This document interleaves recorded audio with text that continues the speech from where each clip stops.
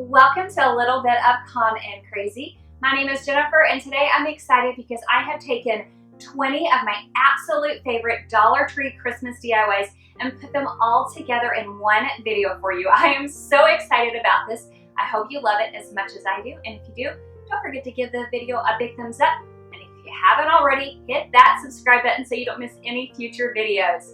Also, you can find me on Instagram. It's a little bit of Calm and Crazy over there, just like it is here, and let's get into it. For these first two projects, I'm using two of these large ornament signs. They're super cute the way they are, but I love that you can take them and give them your own little twist. So to start off with, I grabbed a couple sheets of paper. I always get my paper at Hobby Lobby because I can get it for $1. There is a little bit of prep work before I can go and attach the paper onto the ornament. So to begin with, I am taking this putty knife, paint scraper, whatever you want to call it. I did get this from Dollar Tree. They also carry a smaller one. And I'm just taking it in and sliding it underneath that metal top of the ornament and trying to be as careful as possible so that I'm not bending that metal. The metal is kind of thin. I'm not as concerned about the cardboardy sign underneath as I am the metal because I will be attaching these tops back on to the sign in the end. So I want to make sure that I keep them intact. After that, I do go in with my sandpaper and I sand off any of the glitter, basically any of the texture that will prevent the paper from laying flat and not getting any ripples and bubbles. And it's not too much. It's basically where you see the white and the glitter. That's really the only part that I'm sanding off. And then I just wipe them down quickly before that I can go in with some Mod Podge. I just add a thin coat of Mod Podge all the way around the ornament. Notice I'm not going up to the very top because I'm not planning on putting the paper up there, but I am going around the circular part of the ornament itself. So any place where I plan on placing the paper down, and I'm just doing that really thin coat all the way around it, and then I go and lay the paper where I want it, and I just smooth it out with my hands. Now there are some things that you can get that will help you smooth it out. I've actually had a friend ask me why I don't use that, and that's because I feel like I can do a better job with my hands. My hands can really feel the texture, and I know that I'm making sure that I get any bubbles or ripples out with my hands. So I just like to go in with my hands. It's a preferred method of mine. Again, do what you're most comfortable with. I have found the best success doing it this way, and if it's not broken, don't fix it. Once the paper dries, I like to go in with a 60 grit sandpaper in order to remove the paper. I love this technique, and if you haven't tried it, I really encourage you to try it. All you have to do is take your sandpaper and you just take it around your edges, taking it back and forth. If you have a little tricky edge that doesn't want to come undone, then you can take your sandpaper and you can sand away from your paper, and that will take care of that. Make sure that you are not sanding up towards your paper because that could lift up your edge. I just think that it gives the cleanest cut, even better than like using scissors or a craft knife when you go in with the sandpaper. It really just does such a beautiful job.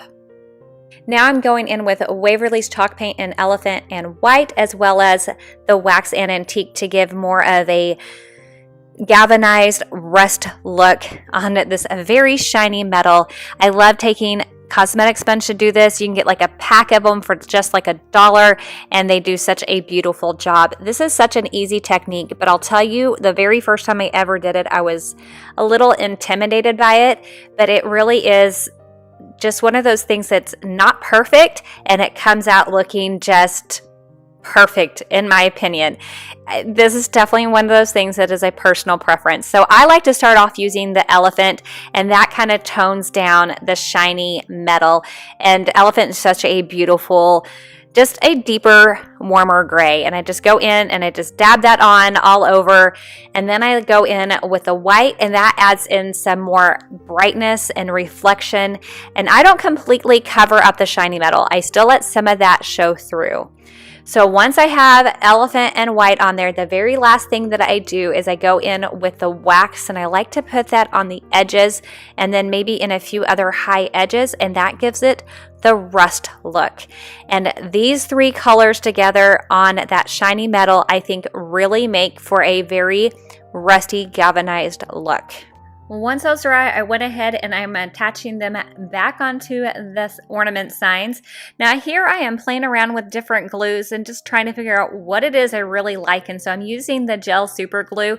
You guys, my fingers were just sticking together. Honestly, depending on what you really want, I would just do hot glue or some E6000. And I will explain a little bit more how I use the E6000 later on in the video. Now you can leave the signs the way they are right here, or you can go ahead and do the next step and dress them up a little bit more by using the words that I got from these next two signs. Now I'm removing them again, just like I did the top. As you can see that part of the letters are lifted off. They're not adhered down onto the sign. So I just take the paint scraper and go underneath and just edge my way around, finding any which way that I can lift these up, trying to be as gentle as I can. So after you get both of your words, I decided, of course, to go with that whole rustic theme again. And so I did the exact same painting technique that I had done earlier with the tops. I went in with the same 3 paint colors, first using elephant to kind of get rid of that shiny color, then going in with some white to kind of brighten and add another layer of depth. And then of course you got to have a little bit of rust. So I had to use the antique wax as well on the edges. And again, I thought these looked so great. Once I had everything painted and it was dried, now I could go in and attach them onto my ornaments. I am using the hot glue gun here with the Let It Snow because I'm able to add like a little bit of chunkier parts of hot glue, and the hot glue is not setting up before I'm able to get it on. With the Jingle All the Way, I went in again with that gel super glue. Bad idea. Again, I will show you how I would have rather done it with the E6000. I actually don't even have the footage of using the super glue. Just be grateful. It was just a bad idea altogether. After I got done with that, I am going in with a dry brush and a little bit of that antique wax and going around the edges. And I think that this was absolutely the perfect finishing touch to these ornaments. I just love the way that these turned out. They're just rustic and cute, and that they were the perfect addition to my Christmas decor.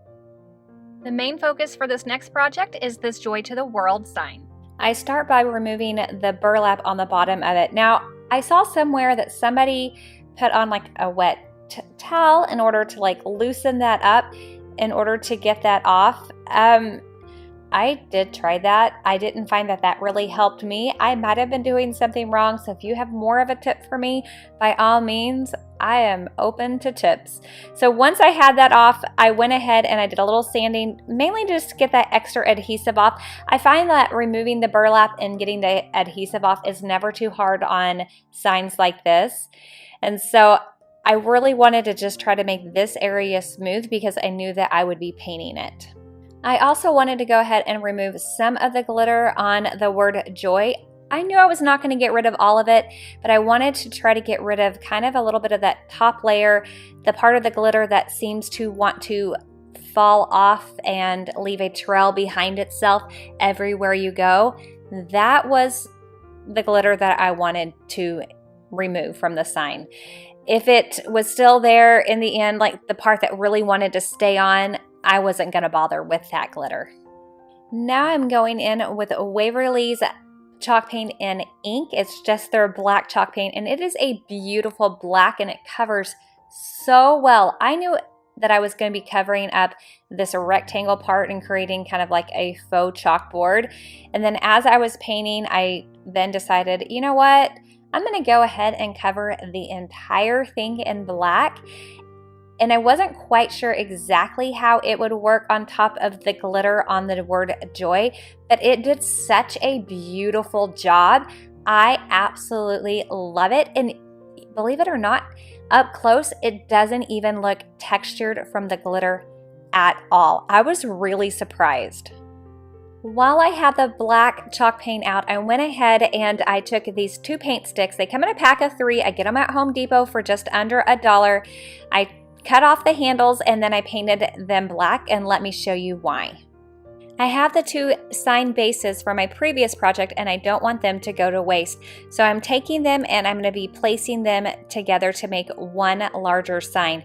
And I'm using those 2 paint sticks in order to secure those.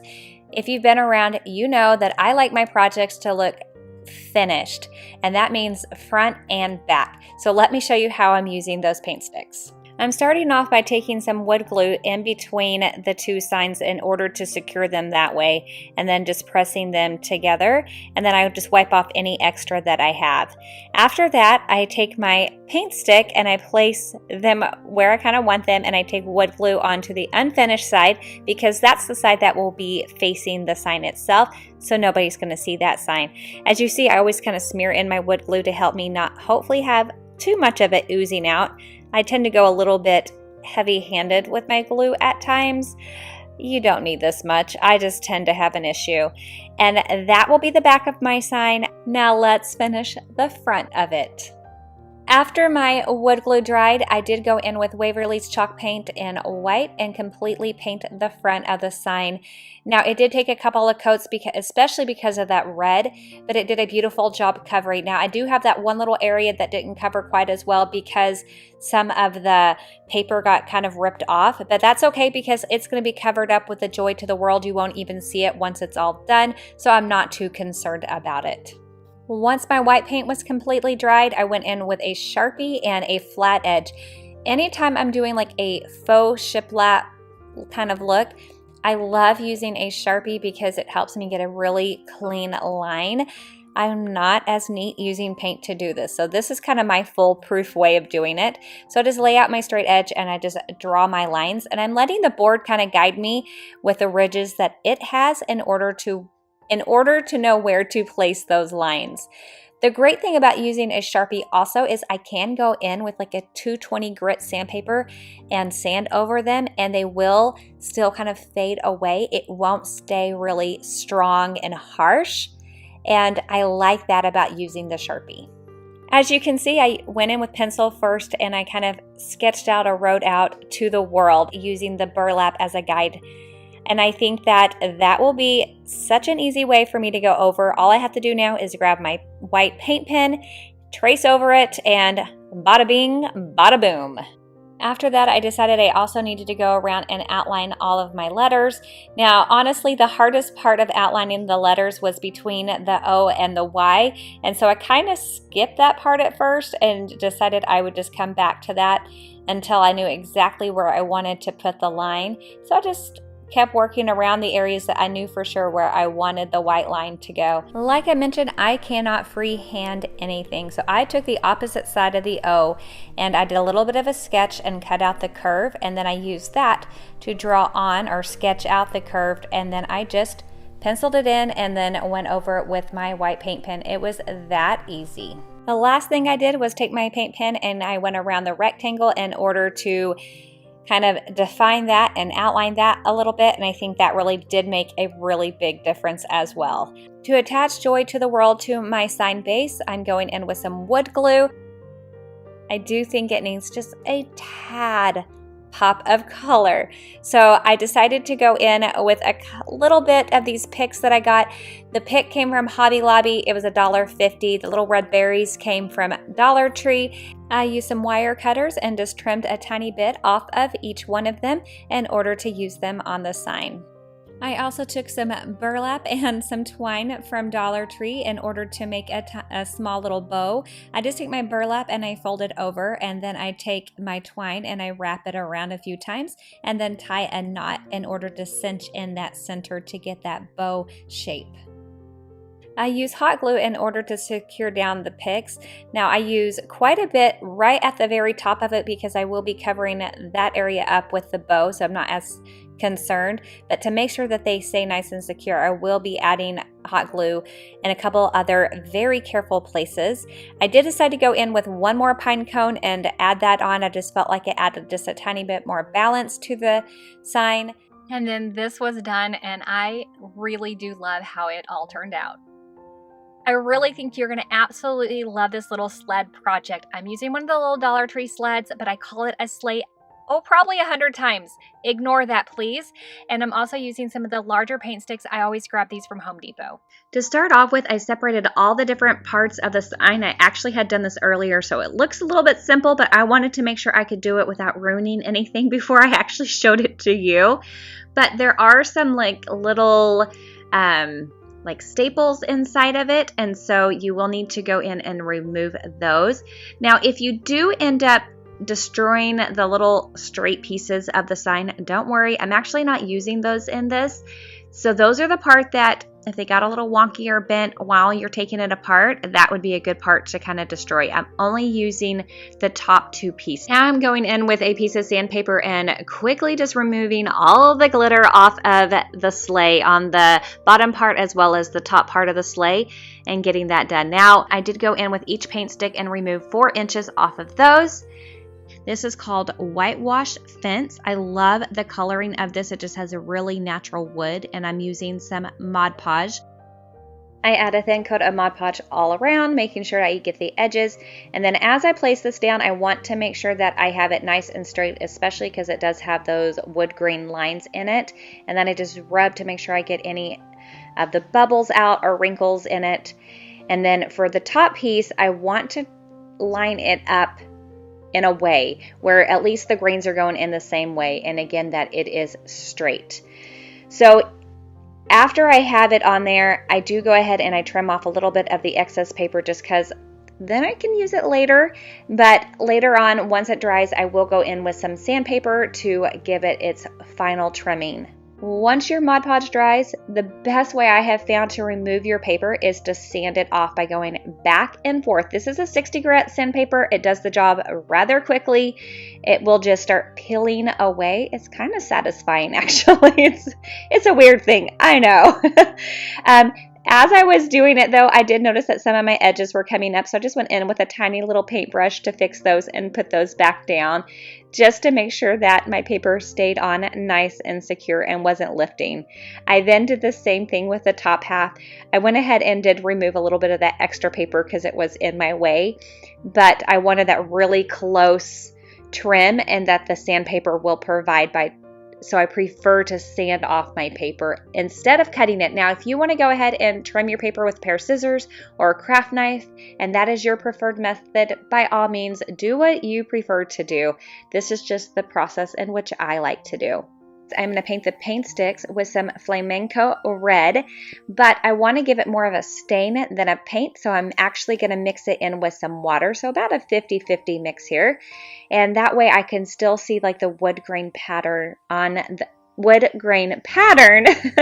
on the paint sticks. But before I do that, I'm going to go ahead and go in with some sandpaper and try to get rid of some of those measuring lines that you can see. Those are just painted on, so they do come off. You can get rid of those. Now, as I'm painting, I do go in and I kind of wipe off to make sure that I can still see that wood grain come through. I am looking at this and I'm deciding that the red is a little bit brighter than I want. I'm definitely going for more of like a rustic feel with this, but I decide to go ahead and do the same thing with some black.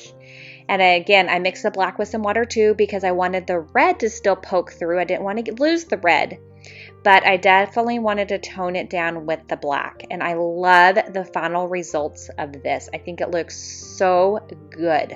So here you see I have a little bit of red paint and some black, and I'm just taking the tiniest bit of black to deepen up that red. And now I'm stenciling this on with my little stencil brush. I picked these up at Walmart. They came in a pack of 2. It's a Waverly brand stencil brush. And you just pat it on by going straight down, and you won't have any bleeding out the side when you do it that way. After I got that on, I decided to add 1 single snowflake on the top. This is the second stencil that comes in the pack. To embellish the sleigh, I am going in with these cute little wooden stickers that you can pick up at Dollar Tree. They come in a pack with a few other things. I just absolutely have a thing for mittens. I think they are so cute and perfect for winter. I went back into my little mittens and I decided to go ahead and sand them. It's just a 220 sandpaper, so kind of a finer grit. The magic happens because now everything is actually coming together. I'm using wood glue in order to attach it. I wanted to make sure that it was nice and secure and would last. And I wanted to know first where it needed to be before I placed the glue. It's just the way that I work. So I'm using a pencil to mark out where the sleigh was going so I would know exactly where to put the glue down.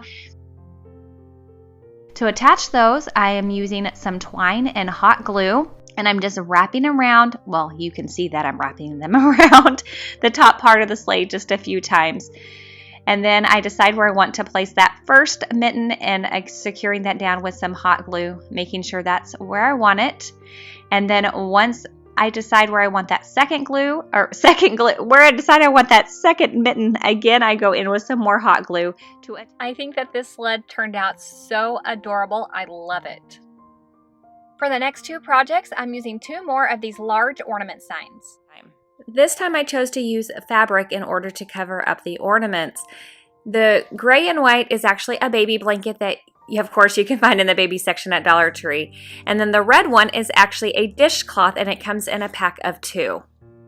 As part of my prep work, I do go ahead and I cut the baby blanket to the size that I want. I always tend to cut a little extra large just to make sure that I have all my bases covered. With the dishcloth, I needed to go ahead and cut that little white mesh that was on the inside of it.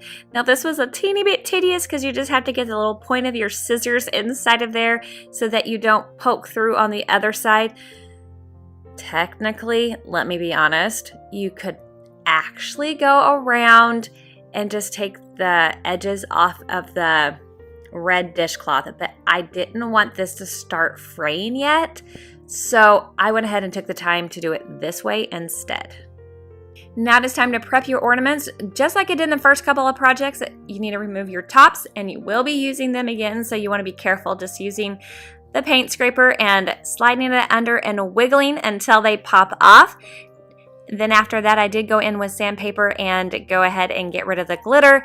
Not probably as necessary as it was with using it with paper because the fabric will cover up a little bit more of the texture, but I still wanted to go ahead and do it. I decided to go ahead and give each of the ornaments a base coat of paint because when I lay down, especially the red washcloth, because of the lines on it, you can see the white shining through. As you can see with the white, I went a little heavy-handed on the paint and I'm having to wipe off some of this extra. Luckily, it's fine in the end, but oh man, I'm not sure exactly what I was thinking, but yeah, it's just paint. It's fine. With the red one, I went ahead in with a red paint because this is the one that I'm putting the red washcloth on, and it was the Let It Snow particularly that was showing through when I tested it out beforehand. Well, once the paint completely dried, now it's time to start the fun. So I'm adding some Mod Podge to each one of the ornaments so that I can start applying the fabric. Just like I do with the paper, I like to have a thin coat on the back side or on the ornament itself.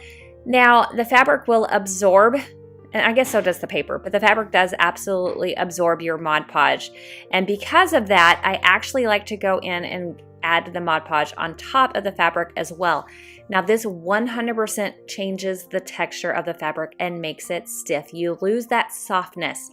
If that bothers you, do not put the Mod Podge on top. Keep it on the bottom. But what can happen, because it can absorb in different spots depending on how your Mod Podge is. And you might have one spot that's really hard and one spot that's really soft, and it won't be consistent. So I would, for me, be at least consistency, and I like knowing what I'm getting. And so I still at least have the look of the fabric, but it is stiff. And I don't want you to know differently. I want you to know that it is very stiff. You want to make sure that you take the Mod Podge all the way to the edges or even over. Do not stop short. And also, it takes a really long time to dry. I would suggest just leave it alone and let it dry overnight. After it completely dried, I went in with my box cutter in order to cut it / more like score it. It didn't really cut through it very well, but it really did give it a good scoring, and so that I was able then to go in with scissors and then to really kind of trim it out. If you have some of that Mod Podge over those edges, it will be a little bit stiffer and you'll have a really clean cut. I'm gonna let you know that. And it does make for a really pretty cut. So here are a few of the items that I'm using to decorate the ornaments. I got these trees from Dollar Tree. They come in this 2-pack. And then I'm using this truck that I got from Dollar General. I separated this because I stepped on it. My craft room, or my craft area, was such a mess that I didn't notice it. So that was a fun moment. I just used my box cutter in order to remove those little wooden pieces at the very bottom. At first I went in with the base of it to give me a straight line so that I wouldn't go too far in onto the tire, and here I am trying to score it. Actually, all I ended up doing was taking my blade and pressing down, and then they came straight off that way. I then just used a piece of sandpaper and just smoothed it out so that I would just have a nice clean edge. I decided to do a very neutral truck this time, so I'm going in with Waverly's Wax and Antique. This wax was not intended to be a paint. It's a wax, but I love using it kind of like a stain, and it's such a beautiful color. As you can see, I brush it on and then I wipe off any of the excess. I use it just like I would a stain. I use the straight edge of the base in order to separate the tree from the truck. If you don't need this, then you can skip this step, but I am a little bit of a messy painter, so I needed a straight line to make sure that I didn't get green onto my truck. The green that I'm using is Apple Barrel's Arbor Green. I'm only painting one coat. I'm actually okay if a little bit of that brown comes through. It just gives it a really pretty rustic feel, which is exactly what I am going for. So I'm using Waverly's chalk paint in white in order to paint the inner tire. I'm using Waverly's chalk paint in ink for the outer tire. Now I'm going in with Waverly's chalk paint in Elephant. This is for the hubcaps as well as for the light covers, and I'm just lining those areas out. I get questions all the time, why chalk paint over acrylic paint? And it really is from project to project, or for me from color to color. I really happen to like chalk paint. I like the way that it lays down, but sometimes I do enjoy using acrylic paints as well. To give separation between the tree and the truck, I'm using a bamboo skewer, and I'm just marking out the length of the truck bed. And then I'm going in with my Dollar Tree hacksaw. I haven't pulled this out in a while, and just trimming that off. After I have it trimmed off, I do go in with some sandpaper, and on both sides of the bamboo skewer, I kind of round the edges just a little bit and make them smooth. And then I go in with the Waverly's Wax and Antique again and paint over that and give it that same color as the rest of the truck. I will go in just a little bit and glue that and attach that to the truck once it dries. I decided that my paint was a little bit too harsh on the edges where the colors were coming together, so I went in with a 220 sandpaper and just distressed it ever so slightly. I really love how this just kind of pulled it together and took a little bit of that paint off. While I had the antique wax out, I went ahead and painted the top of the ornament with that, and it gave it just a beautiful bronze look. When it was time to start assembling my ornament sign, I used some hot glue to attach the top on and then hot glue to attach the truck. Now, I did go in with some wood glue in order to attach that bamboo skewer onto the truck. I really like to use wood glue when I'm doing wood on wood. I just think that it works the best and it will last the longest. I am also using some Dollar Tree rope in order to trim out the ornament. I hot glue that onto the outer edges, and I really love the effect that it gives. It really frames the entire ornament. Now I'm going to create a bow, and I'm going to do my very best to explain to you what I do. It is the simplest thing, so luckily you can also see what it is that I'm doing. I just take a piece of burlap, I fold it in half, and I hot glue it together. I take a second piece of burlap and I repeat it. I fold it in half, hot glue it together, so I create 2 loops, and then I just use a piece of twine and I tie them together. I then take a third piece of burlap and I lay it right underneath it. I then take a piece of twine to that third piece so that it has that little puckered center, and then I'm able to hot glue the little bows to that third piece together. I decided that I wanted to put a piece of rope around the center to tie into the rope that goes around the edges, so I just took a small piece and I hot glued that down in the center. And then once I knew that was nice and secure, I went ahead and I ducktailed the edges, or fishtailed the edges, by cutting from the edge of I fold over the edge of my ribbon, and then I cut up towards the center, and that gives it that perfect V shape. And then I just use some hot glue in order to secure my bow. Then this super cute little rustic sign is done, and I love it. This project, I wanted to share with you a couple ideas. So using these tree ornaments, you can put 3 trees on an ornament, and I think this looks so cute.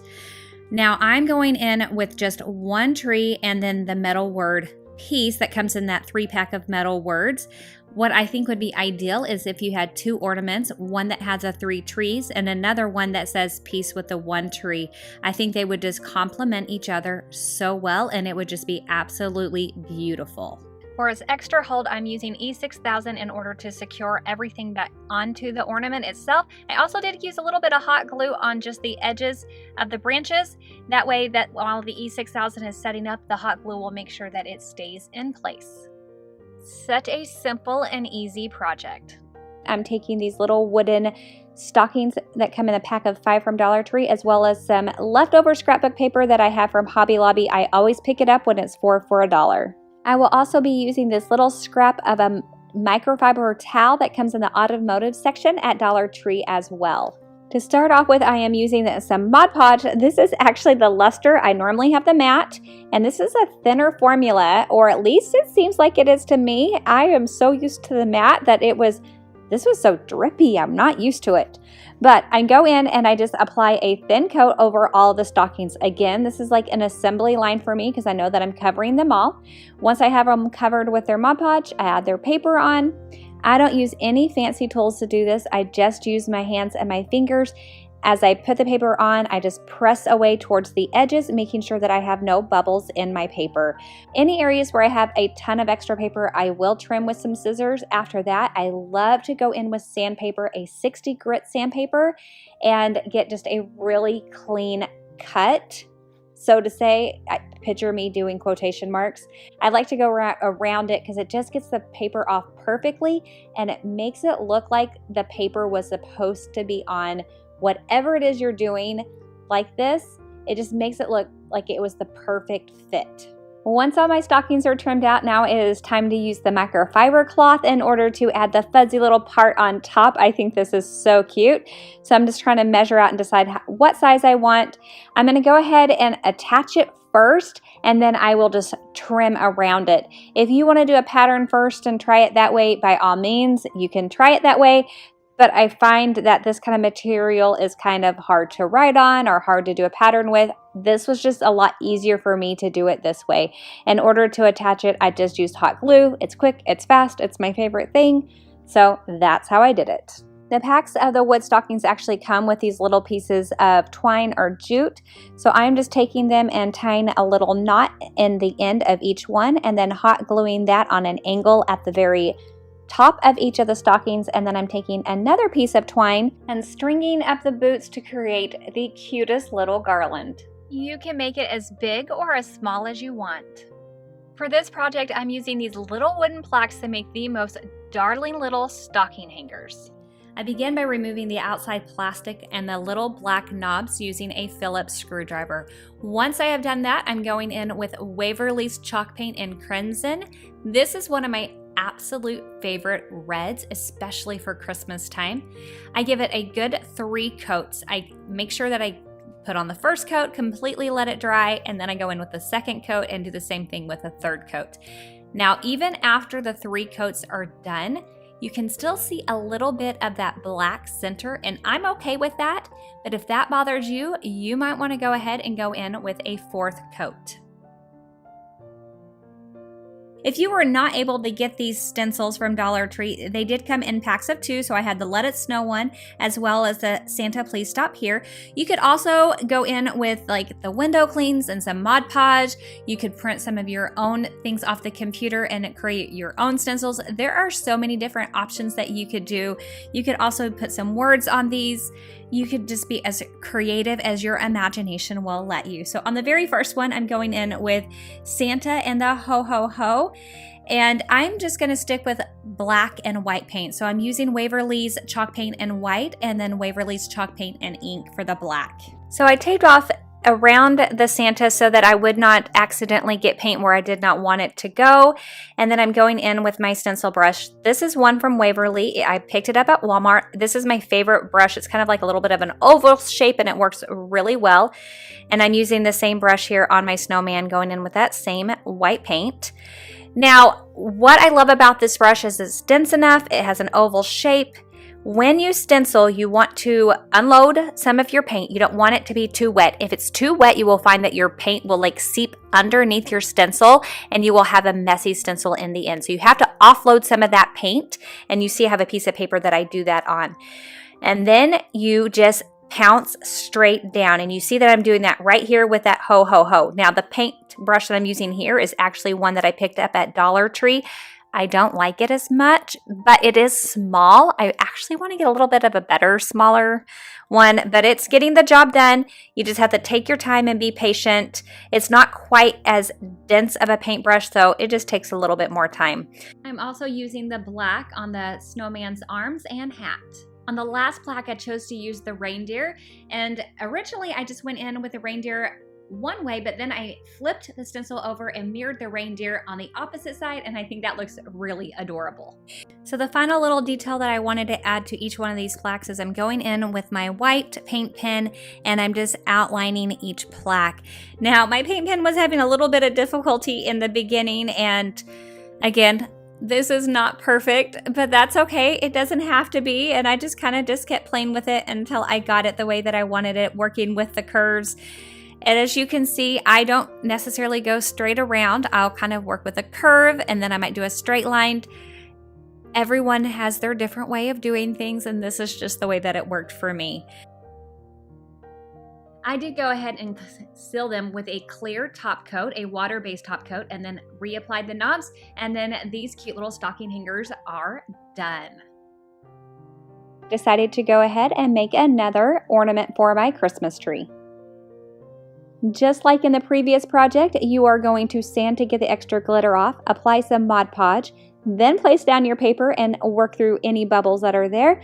Once it sets up and dries, use the sandpaper again in order to get a nice, clean, trimmed edge. In order to get my whole back that I covered up with the paper, I just used the back end or the bottom end of a top end of a paintbrush and just punch that right in. And then I'm just going to use some twine that I fold up together 3 times and I push that through.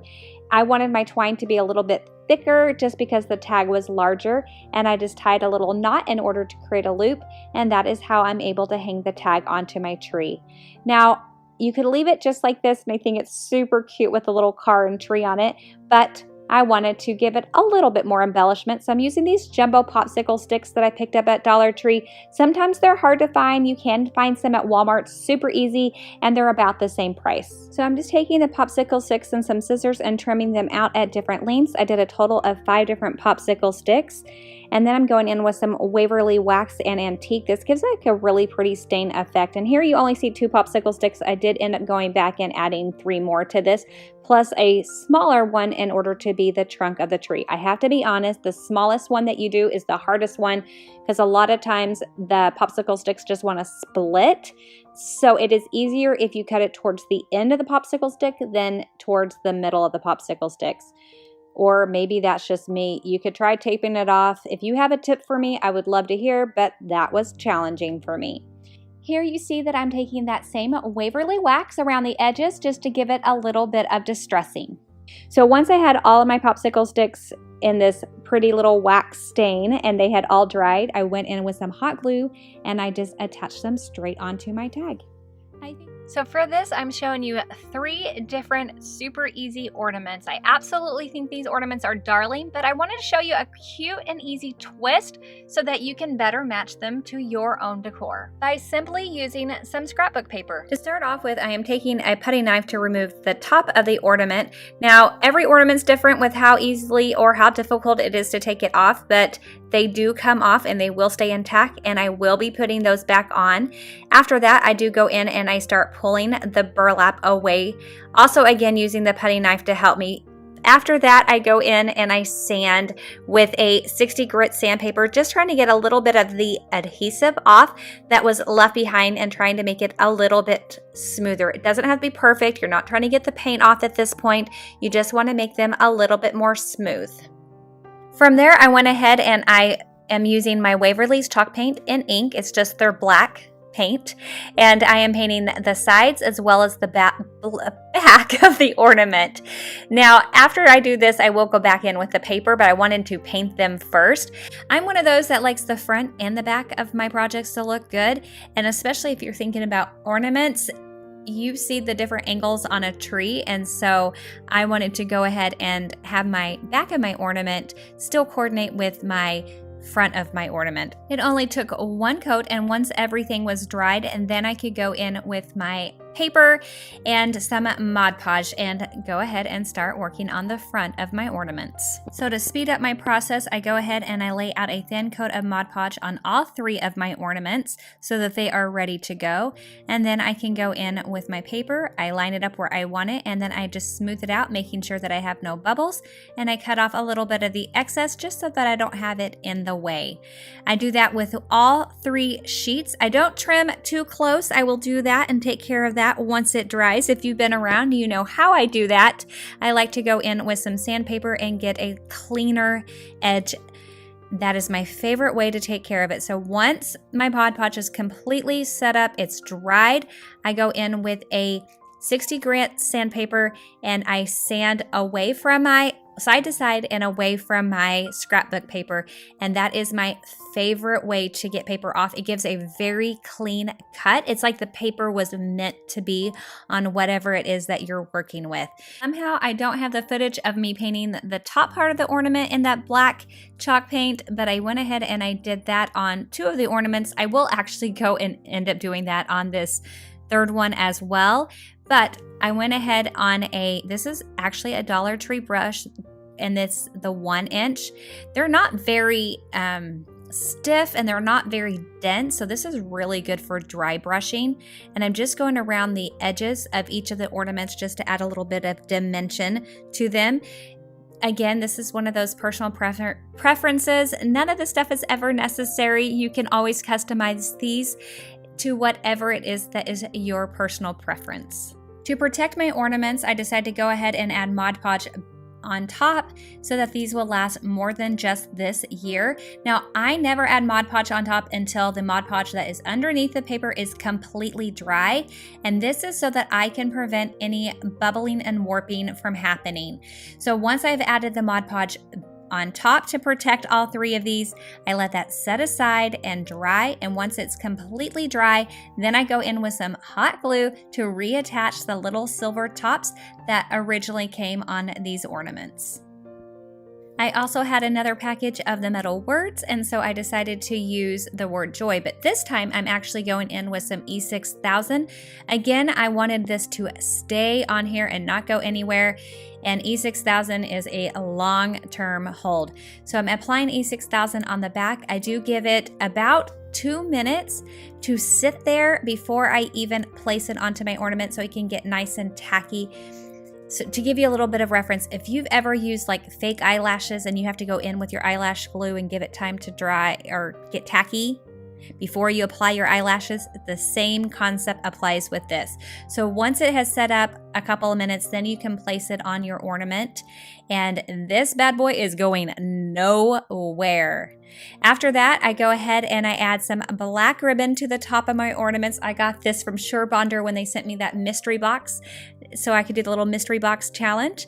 And my ornaments are all set and ready to go and be hung on my Christmas tree at Christmas time. So whether you are making just 1 ornament or a set of 3 like I did, I think these are great and would be a great gift idea as well.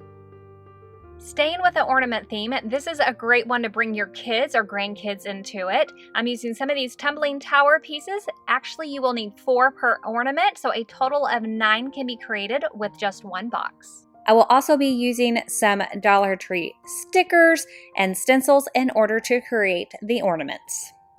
Like I mentioned, each ornament will use 4 pieces of wood, and in order to attach them together, I'm just using some wood glue. You could also use some hot glue. I just like that the wood glue doesn't allow a gap in between the pieces of wood.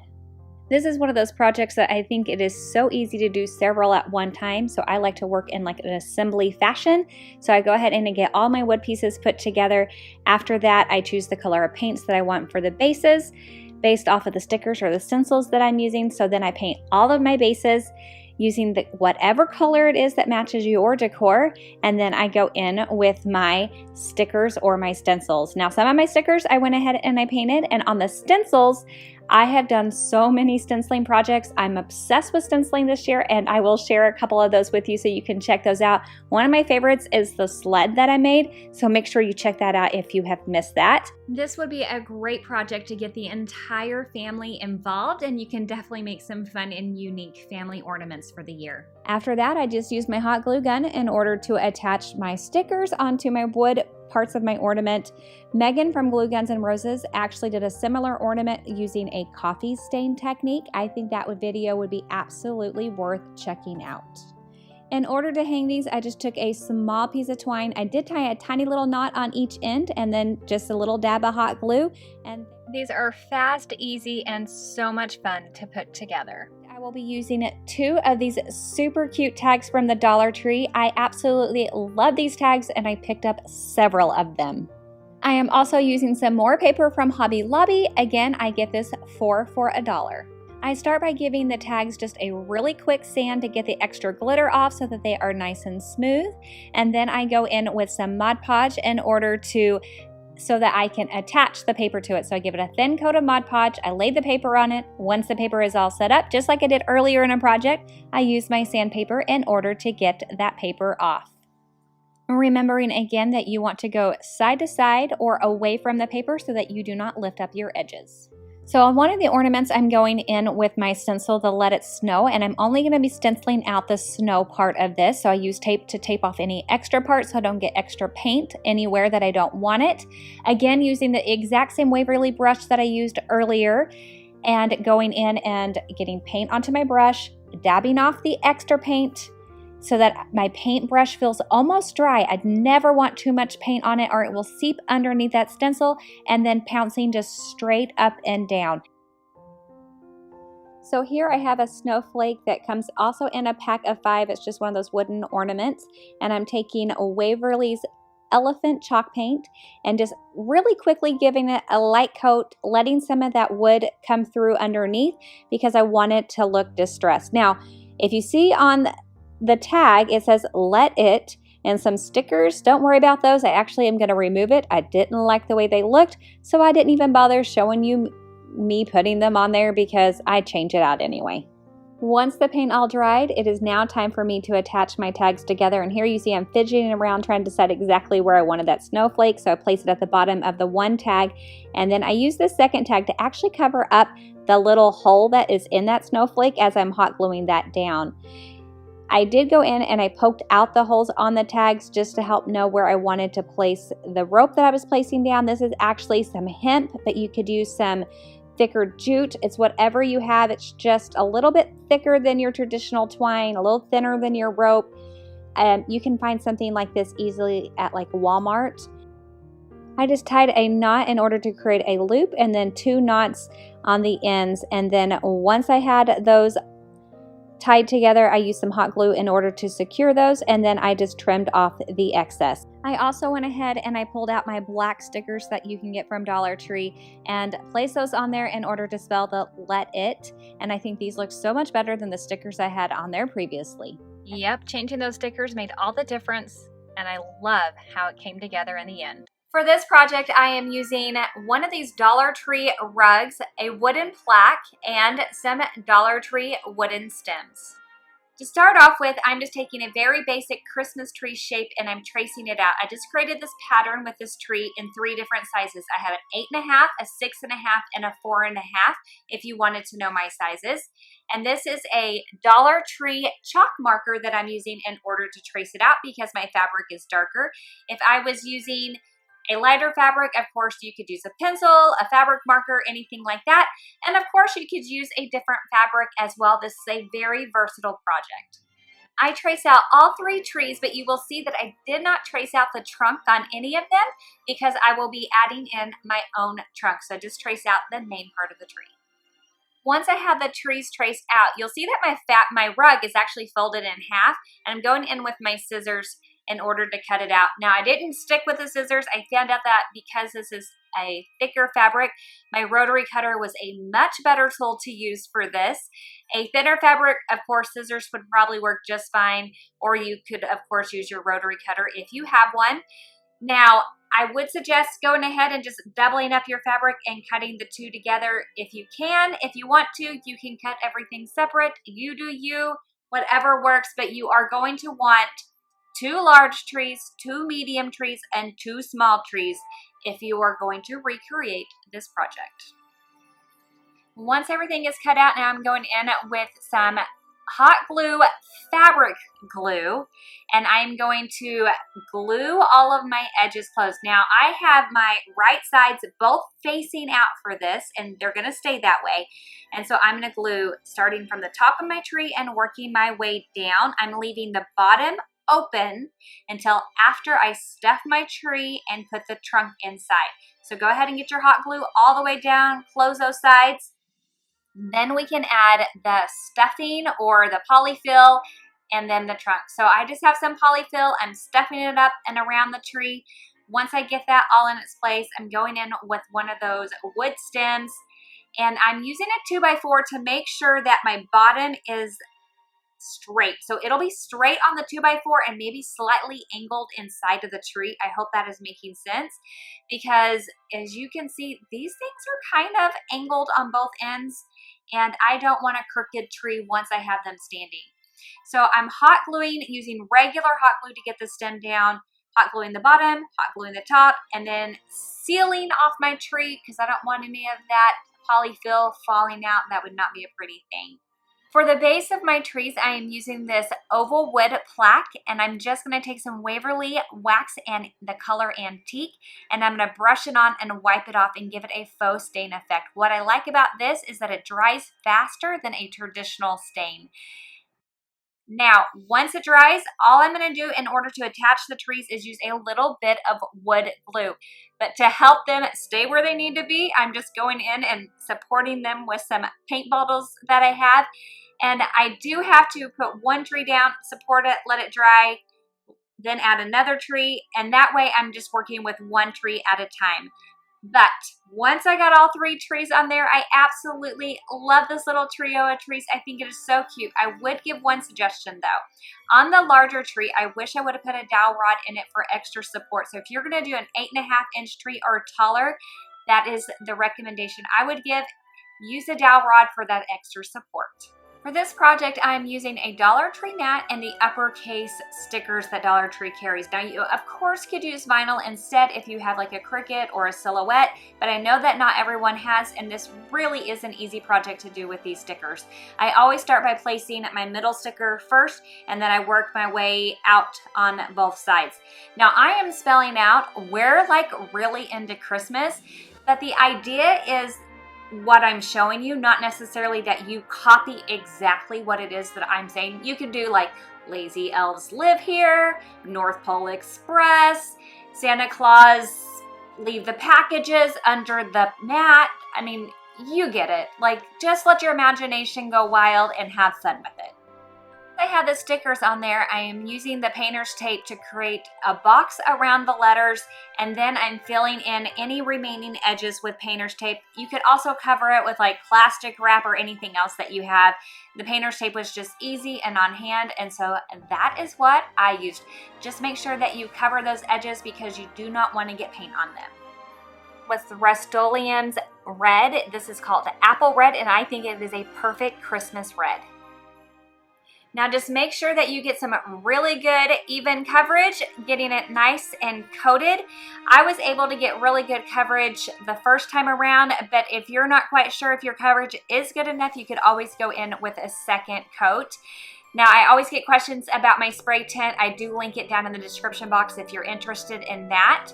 Once you have finished spraying this, go ahead and just leave it alone for just a little bit so that the paint on the tape has enough time to kind of set up and dry. You don't want to get paint all over your hands. That would just be a hot mess. But once it's dried a little bit, then go ahead and you're going to remove both the tape and the stickers. I went in with these little tweezers. They come in a pack of 3 from Dollar Tree, and I use those to help me remove those stickers. They did a really good job. And as you can see here, I did get paint a little bit where the letters were, but don't worry, I am going to show you a really quick and easy way to fix that. Before we can add the stripes on here, I want to make sure that I'm protecting that red paint. So I'm using contact paper. You pick this up at Dollar Tree. I'm using the clear contact paper here. Honestly, it wouldn't matter what you use. You just want to make sure that you are protecting it. And this is a little easier than going in with a whole bunch of tape. So I'm just covering it up with that.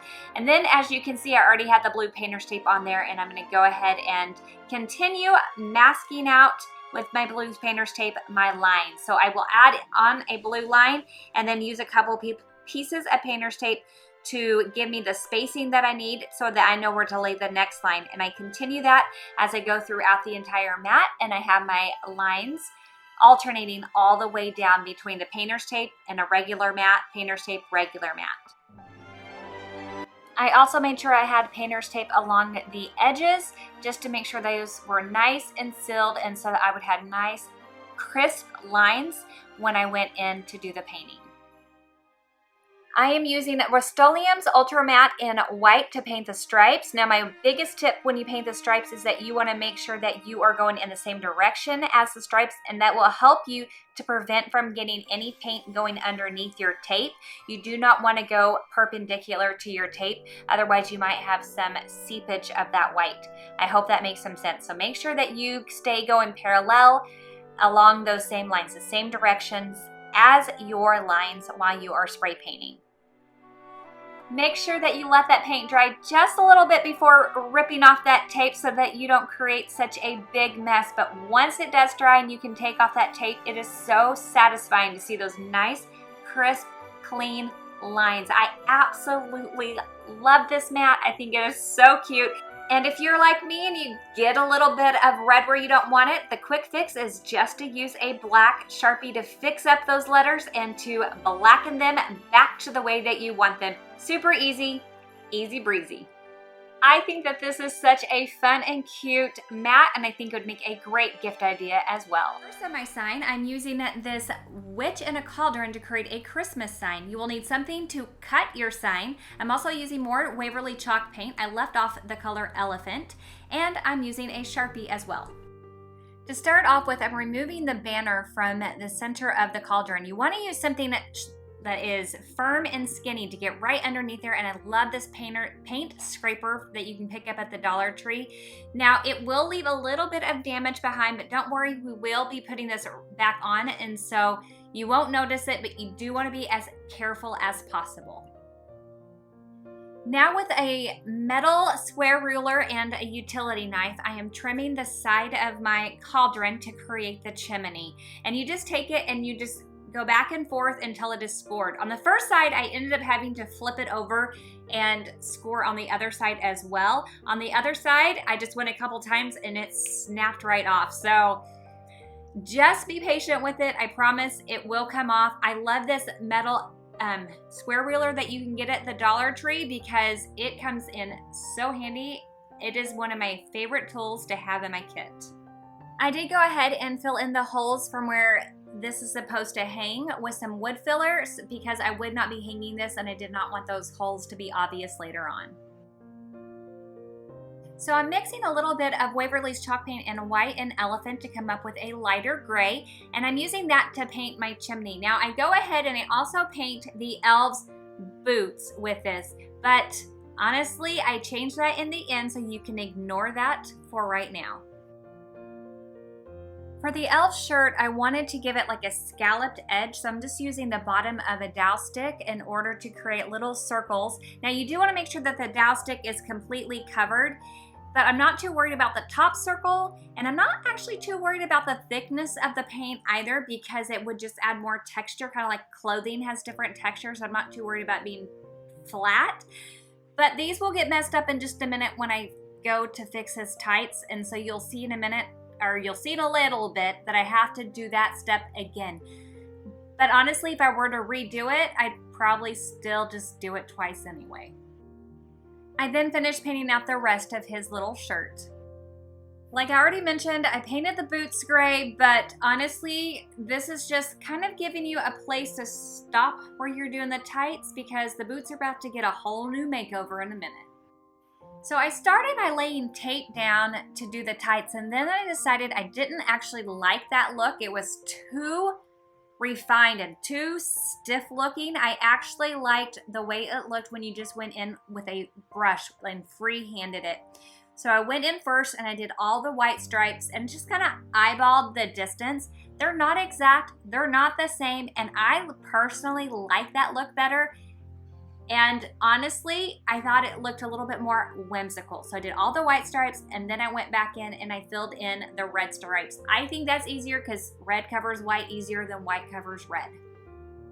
Like I said, I lost a little bit of that scalloping when I went in with the white, so I went back in with the dowel rod and the green paint and I fixed it, and I think that it looks absolutely cute and adorable. To give the chimney more of a brick look, I'm going in both with Waverly's Elephant, leaving it the way it is, not making it lighter, and with the white chalk paint. So first I'm starting off with Elephant, and this is just a regular makeup sponge, and I'm just dabbing it on in random spots, some a little heavier than others, some a little bit lighter, just being random with it. And then I go in with the white and I do the exact same thing. Once it completely dries, I'm going in with, again, that T-square ruler and my Sharpie, and I'm drawing out lines. First, I'm drawing my vertical lines and I am spacing them out 1/2 inch in between. After that, I go in and I do my horizontal lines, and I'm going in with a brick pattern. So I'm making sure that my lines are not stacked up on top of each other. So every other line will match the line that is 2 below it. I hope that is making sense. If you don't verbally understand me, hopefully visually, you will see exactly what it is that I'm talking about. This is when I knew I needed a little bit more surgery to make sure that this little elf looked like an elf and not like a witch. So I am using the side that I cut off from the cauldron as a guide to cut the curve around the boot so they look a little bit more like elf shoes. So going back in with that utility knife, and I'm just creating that curve shape so that I could cut that heel off.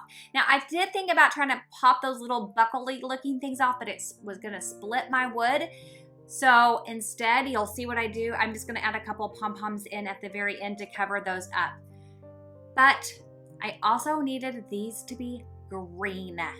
So I went in with that same green that I used on the shirt, and that made all the difference.